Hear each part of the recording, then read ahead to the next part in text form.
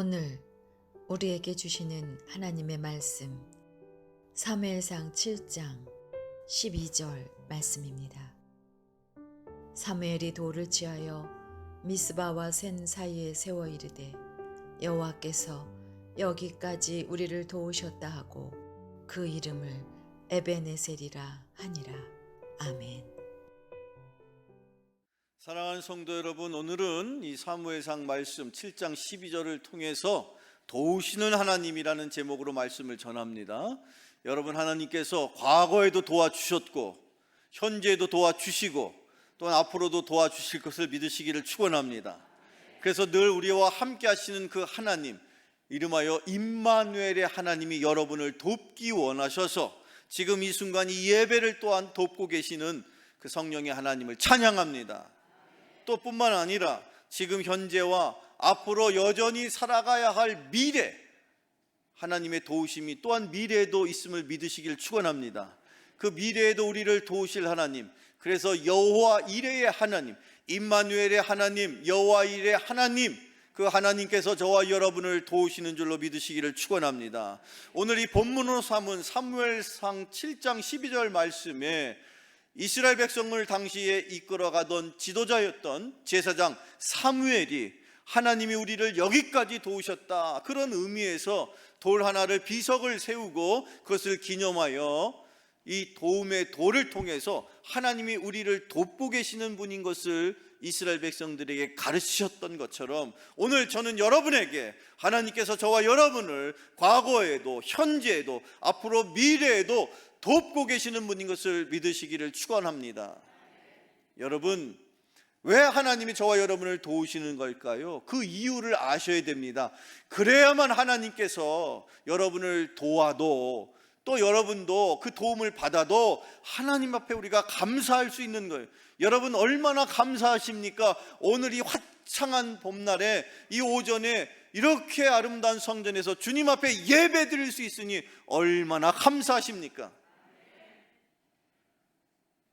그것을 하나님 앞에 우리가 감사로 고백할 때에 그 하나님의 도움이 더욱더 풍성하게 여러분의 삶 속에 임하실 것입니다. 오늘 이 시간에 저는 이 사무엘상 7장 12절 말씀을 토대로 이 도우시는 하나님, 왜 우리를 도우시는지, 그 도우시는 하나님이 왜 우리를 도우시는지를 분명히 깨닫기를 원해서 제가 저와 여러분이 하나님 앞에 이 받을 말씀을 토대로 앞으로 여러분 하나님 앞에 그 어떠한 크고 작은 도움을 받으시더라도 늘 감사하며 살아가는 여러분 되기를 축원합니다. 늘 하나님을 하나님답게, 하나님을 나의 구주로 고백하며 하나님 앞에 마음껏 그렇게 도와달라고 청할 수 있는 여러분 되기를 축원합니다. 제가 이제 6월 들었으면요, 여러분 광고에도 나왔습니다만 금요일날 심야 기도회를 8시에 있다가 9시로 옮깁니다. 여러 가지 이유보다도 근본적으로는 더욱 많은 분들이 기도하셔야 되거든요. 그러려면 현대인들의 시간 생활에 맞추어서 목회를 해야 되는 거예요. 그래서 나이 드신 어르신들한테 제가 양해를 구하고 조금 늦게 예배가 시작되니 늦게 끝날 거 아닙니까? 아무리 적게 잡아도 9시에 예배를 시작하면 예배 시간을 1시간에서 1시간 반이라고 아무리 적게 잡아도 10시 넘어서 끝나는 거예요. 그러면 어르신들 피곤할 거예요. 힘드실 거예요. 그 시간에는 댁에서 주무셔야 되거든요. 그런데도 불구하고 왜 무리하면서까지 금요일날 심야기도에 9시로 옮겨야 되겠다라고 제가 결심했느냐? 이유는 한 가지, 하나님이 우리를 돕기를 원하시는데 도움을 받을 방법을 우리에게 주셨는데 그 방법이 무엇입니까? 기도하시는 거예요. 기도하시면 하나님이 도와주십니다. 여기까지 도와주신 하나님, 에베네셀의 하나님. 그런데 하나님 앞에 그렇게 기도할 때에 하나님이 저와 여러분을 도와주신다고 믿으신다면 여러분 어떻게 하시겠어요? 기도하셔야죠. 그래서 저는 금요일날 이제 더 많은 성도들이 나와서 기도할 수 있기를 원해서, 많은 분들이 그러더라고요. 직장 생활하고 피곤해서 집에 들어갔다가 보면 금방 8시가 넘는데 에이, 이미 기도회 시작됐는데 지금 가서 뭐 하겠느냐? 아닙니다. 6월달 들었으면 6월 첫 주일 6월 3일부터는 9시에 기도하니까 직장 끝나고 댁에 가셔서 씻고 가다듬고 나오셔서 9시면 얼마든지 나오실 거예요. 얼마든지 나오실 거예요. 얼마든지 나오셔야 됩니다. 그래서 기도하시면 하나님이 여러분의 인생을 도와주십니다. 여러분의 가정을 도와주십니다. 여러분의 자녀를 도와주십니다. 부모님들이요, 여러분 정신 차리십시오. 여러분들이 아무리 자녀의 인생을 책임진다고 해도 여러분 평생토록 그 자녀 뒷바라지 언제까지 하시겠습니까? 하나님께 맡기십시오. 기도하셔야 하나님이 맡아주십니다. 여러분의 인생 하나님께 맡기시기를 원합니다. 도와주십니다. 기도하면 도와주십니다. 그러나 기도하지 않는데 어떻게 하나님이 우리를 도와주십니까? 아우, 하나님 알아서 도와주시죠. 아닙니다. 절대 그렇지 않습니다. 하나님 앞에 이스라엘 백성들이 뒤늦게 깨우치고 회개하면서 미스바에서 회개 운동을 펼칠 때에 하나님께서 이스라엘 백성들을 도와주셨던 것처럼 하나님 앞에 여러분 부르짖고 기도함으로 하나님과의 온전한 관계가 회복됨으로 여러분의 하나님이 도와주시기를 축원합니다. 여러분의 가정을 도와주시기를 축원합니다. 여러분의 자녀를 여러분의 자녀가 아니라 하나님의 자녀로 삼기를 원하신다면 주님 앞에 나와 기도하시기를 축원합니다. 하나님이 도와주실 것입니다. 자, 이제 구체적으로 하나님이 왜 우리를 도와주신단 말인가? 첫 번째 이유를 아십니까? 첫 번째 같이 읽어봅시다. 시작. 사랑 때문입니다. 하나님이 저와 여러분을 너무 극진히 사랑하신다는 거예요. 그래서 하나님의 사랑을 우리에게 보여주시기를 원하셔서 사랑의 본체이신 하나님께서 사랑의 실체로서 예수 그리스도를 땅에 보내주시고 저희 여러분의 죄값을 대신해서 예수님께서 피 흘려서 십자가에서 우리의 죄를 도말하시고 그 십자가 덕분으로 주님이 우리를 사랑하시는 덕분으로 저와 여러분이 영적으로 자유하게 됐습니다. 영원한 생명을 얻었습니다. 이것이 복음입니다. 왜 우리는 그런 복된 소식을 듣게 되었고 하나님의 자녀가 되었습니까? 그 분명한 이유가 무엇입니까? 하나님이 저와 여러분을 사랑하시기 때문인 것입니다. 성경 말씀 읽어보죠. 신명기 7장 8절을 읽어봅니다. 시작. 여호와께서 다만 너희를 사랑하심으로 말미암아 또한 너희의 조상들에게 하신 맹세를 지키려 하심으로 말미암아 자기의 권능의 손으로 너희를 인도하여 내시되 너희를 그 종되었던 집에서 애굽 왕 바로의 손에서 속량하셨나니. 아멘. 속량하셨다.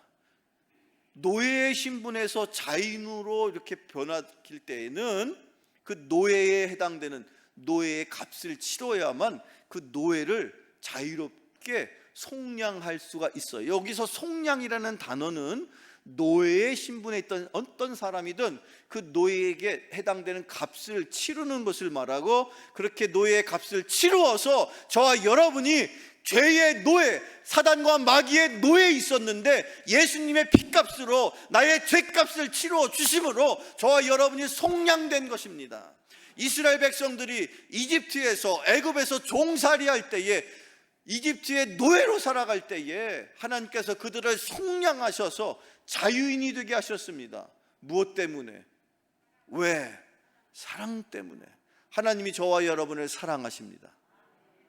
성경 말씀 읽어보겠습니다. 요한일서 4장 16절을 읽어보죠. 시작. 사랑하시는 사랑을 우리가 알고 믿었노니 하나님은 사랑이시라. 사랑 안에 거하는 자는 하나님 안에 거하고 하나님도 그의 안에 거하시느니라. 아멘. 하나님은 사랑이시라. 따라서 해보시죠. 하나님은 사랑이시라. 하나님은 사랑이시라. 하나님은 여러분을 사랑하십니다. 그 사랑의 징표로 여기 여러분 앞에 있는 이 십자가가 사랑의 본체이신 하나님께서 당신의 사랑을 우리에게 실제로 보여주기 원하셔서 예수님으로 이 땅에 임하셨고, 그 하나님의 사랑을 십자가에서 사랑의 실체로서 저와 여러분을 사랑해 주셨습니다. 그 사랑의 열매가 누구인가? 저와 여러분이 사랑의 열매인 거예요. 하나님의 사랑의 열매로 살아가는 여러분 되기를 바랍니다. 그것을 알고 믿었다라고 했습니다. 여러분, 하나님이 여러분을 사랑하심을 알 뿐만 아니라 믿으시기를 축원합니다. 우리가 뭘 잘했거나 잘났거나 뭐가 대단해서가 아니라 하나님이 저와 여러분을 사랑하신답니다. 그래서 우리를 사랑하시기 때문에 여기까지 도우신답니다. 그 하나님의 도우심이 임마누엘의 지금도 여전히 도우시는 하나님이 앞으로도 여전히 예비된 하나님의 도움이 있으니 여호와 이레의 하나님이 여러분의 하나님 되시기를 축원합니다. 자, 두 번째로, 이렇게 첫째는 하나님께서 사랑하셔서 우리를 도와주시고, 두 번째는 왜 굳이 여러분을 사랑하실까요? 그렇습니다. 저와 여러분의 신분이 하나님 앞에 서 있는 여러분은 한 사람도 빠짐없이 다 하나님의 아들이요, 하나님의 딸이요, 하나님의 아들인 하나님의 자녀인 줄로 믿으시기를 축원합니다. 그러니 하나님이 왕 중에 왕이신 하나님께서 저와 여러분을 보실 때에 다 하나님의 자녀로 보실 때에 남자는 왕자요, 여자는 공주인 줄로 믿습니다. 그러니 여러분은 왕자답게 사십시오. 공주답게 사십시오. 고아처럼 세상에서 굶주린 사람처럼 살지 마시고 하나님 안에서 풍요함을 누리시고 늘 영적으로 풍성한 은혜의 삶을 살아가시기를 축원합니다. 고아처럼 세상에서 먹을 것 달라, 입을 것 달라, 그렇게 고아처럼 거지처럼 사는 인생이 아니라 당당하게 나의 아버지가 하나님이 만왕의 왕이시다, 왕 중에 왕이시다, 그렇게 나는 왕자답게 공주답게 살아야 할 인생인 줄로 믿습니다. 그래서 하나님께서는 당신의 자녀를 여전히 돕고 계시는 줄로 믿습니다. 지금도 돕고 계십니다. 이 예배를 돕고 계십니다. 구체적으로 성령께서 영과 진리로 예배되기를 원하시는 하나님 앞에 우리의 예배를 돕기를 원하셔서 이 예배를 성령이 주관하심으로 여전히 예배에 집중하여 말씀을 듣도록 돕고 계심을 믿으시기를 축원합니다. 하나님의 자녀라는 이유 때문에 우리를 돕고 계시는 거예요. 성경 말씀 읽어봅시다. 요한복음 1장 12절의 말씀입니다. 시작. 영접하는 자 곧 그 이름을 믿는 자들에게는 하나님의 자녀가 되는 권세를 주셨으니 아멘. 영접하는 자가 되십시오. 저와 여러분이 이미 주님을 영접했죠. 내가 하나님을 아버지로 고백하고 예수님을 그리스도로 고백하는 것은 주님을 영접한 결과입니다. 사랑하는 성도 여러분, 저와 여러분은 죄인이었지만 예수님 덕분에 우리의 죄가 다 깨끗이 도말되었고 하나님의 자녀가 되었고 영원한 생명을 선물로 받았고 영생을 누리며 하나님의 자녀로 살고 계심을 믿으시기를 축원합니다. 영접하는 자, 이 시간에도 혹시 여러분 가운데 내가 과연 하나님의 자녀인가? 그런 믿음에 또는 여러분 마음에 확신이 드시지 않는다면 여러분 이 순간에 주님을 받아들이십시오. 주님께서 여러분의 영혼의 마음을 흔들고 여러분의 마음의 문의 두드림을 통해서 여러분의 영혼이 주님을 맞아들일 때에 여러분은 하나님의 자녀가 되는 것입니다. 영접하는 자가 되는 것입니다. 하나님의 자녀에게는 권세를 주십니다. 하나님께서 직접 도와주십니다.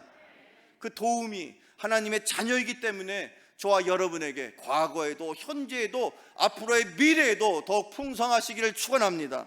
성경 말씀 로마서 8장 17절을 읽어보죠. 시작. 자녀이면 또한 상속자 곧 하나님의 상속자요 그리스도와 함께한 상속자니 우리가 그와 함께 영광을 받기 위하여 고난도 함께 받아야 할 것이니라.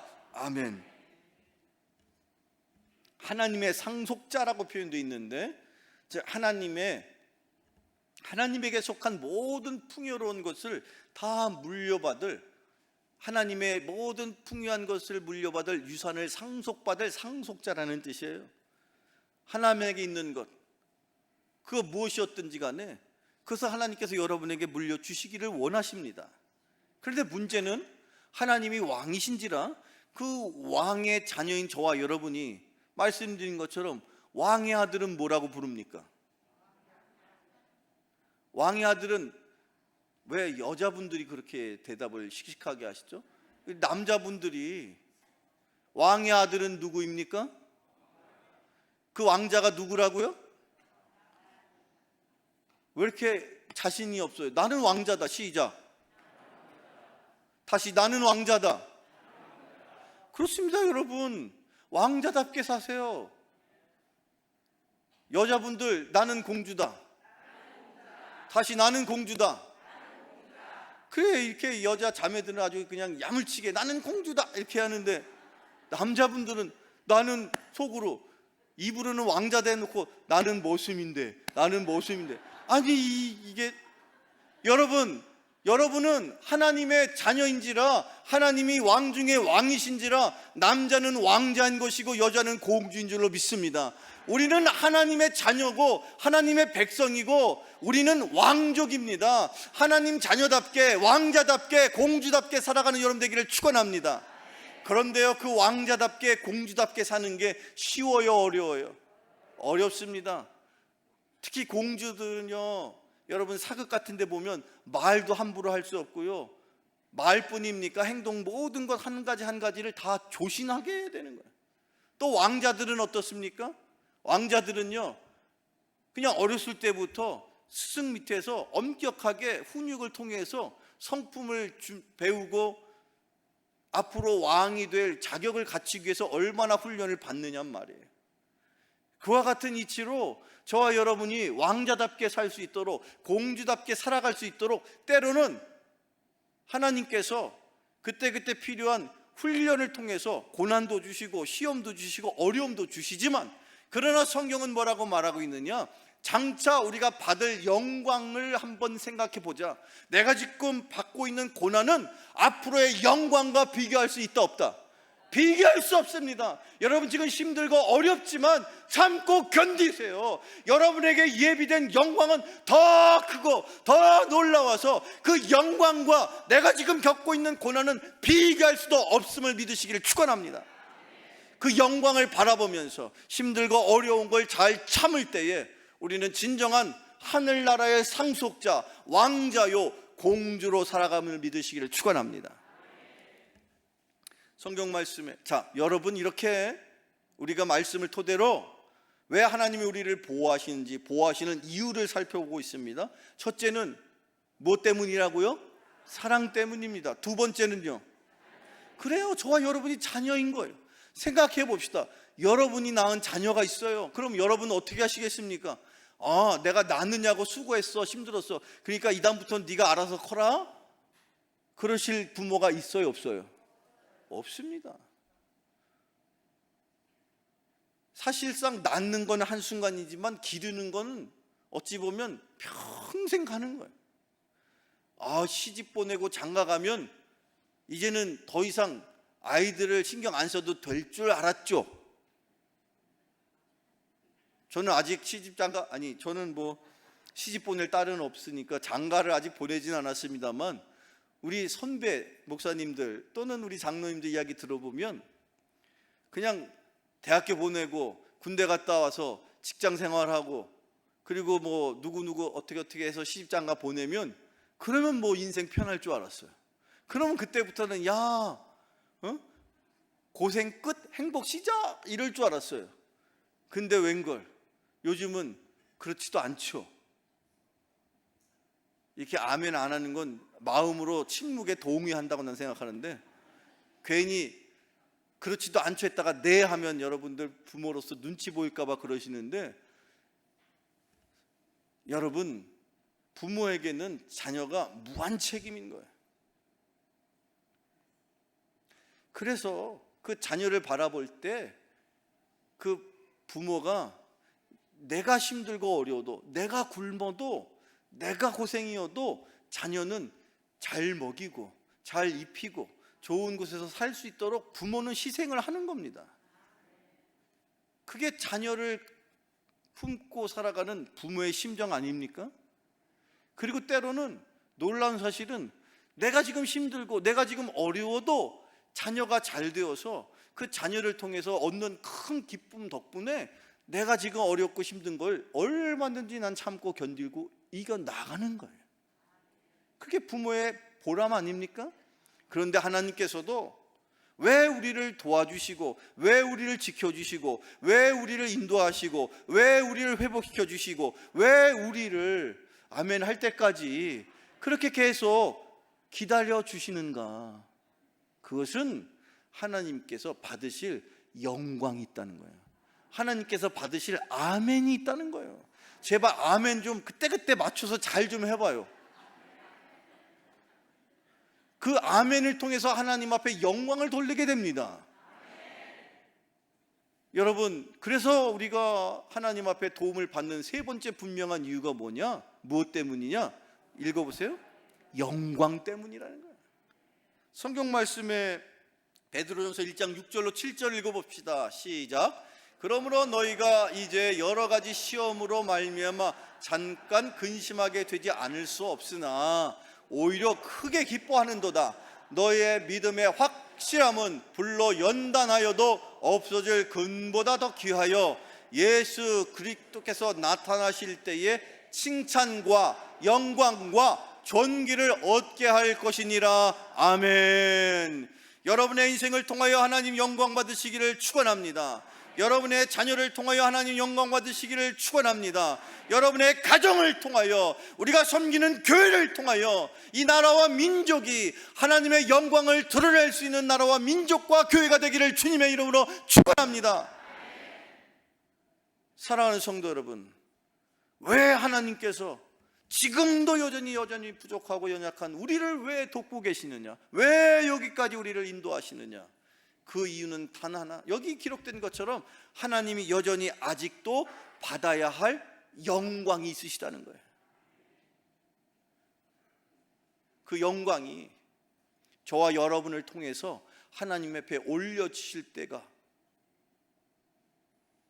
여러분의 삶 속에 가득하시길 축원합니다. 그래서 사도 바울은요, 평생토록 주님을 영접한 그 이후에 다메섹 도상에서 성령님을 더불어 만난 그 이후부터 그는 내가 무엇을 하든지, 심지어 무엇을 먹고, 심지어 무엇을 마시고, 심지어 누구를 만나고 무엇을 행하든 그 모든 일들이 다 하나님께 영광일 되기를 원한다라고 말하였습니다. 오늘의 제가 준비한 마지막 말씀, 성경 말씀 읽어보죠. 고린도전서 10장 31절 같이 읽어봅니다. 시작. 그런즉 너희가 먹든지 마시든지 무엇을 하든지 다 하나님의 영광을 위하여 하라. 아멘. 여러분, 무엇을 드시든지 그것을 통해서 하나님 앞에 영광을 돌리며 살아가시기를 축원합니다. 무엇을 먹든지 여러분이 행하는 모든 일들이 하나님 앞에 영광이 되기를 축원합니다. 여러분이 하는 사업을 통하여 하나님 영광 받으시기를 축원합니다. 여러분의 학업을 통하여 하나님 영광 받으시기를 축원합니다. 우리가 섬기는 이 교회를 통하여 하나님 영광 받아 주시옵소서. 그래서 우리가 기왕에 사업을 하거나 학업에 있거나 무엇을 행하든지 우리의 사업이 번창해야 하고, 우리의 자녀가 세상에서 칭찬받고, 우리가 섬기는 이 교회가 날로 부흥하고 성장하여서 세상에서 하나님이 원하시는 빛과 소금의 직분과 역할을 감당함으로 하나님 앞에 그 모든 세상 사람들 가운데서 영광을 돌리게 되기를 축원합니다. 그래서 교회는 부흥해야 됩니다. 그래서 교회는, 그리고 그 교회에 속한 가정은 형통해야 하는 것입니다.